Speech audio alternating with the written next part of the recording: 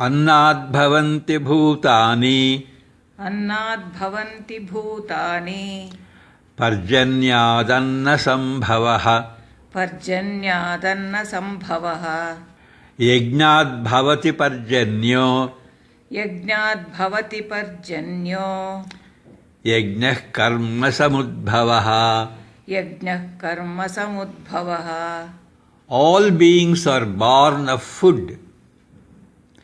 Food is obtained from rain. Rain is the result of yajna. And yajna is the outcome of doing work. ಅನ್ನದಿಂದ ಭೂತ ಪ್ರಾಣಿಗಳು ಉಂಟಾಗುತ್ತವೆ. ಮಳೆಯಿಂದ ಅನ್ನದ ಉತ್ಪತ್ತಿಯಾಗುತ್ತದೆ. ಯಜ್ಞದಿಂದ ಮಳೆಯಾಗುತ್ತದೆ. ಯಜ್ಞವು ನಿಯತ ಕರ್ಮಗಳಿಂದ ಉದ್ಭವಿಸುತ್ತದೆ.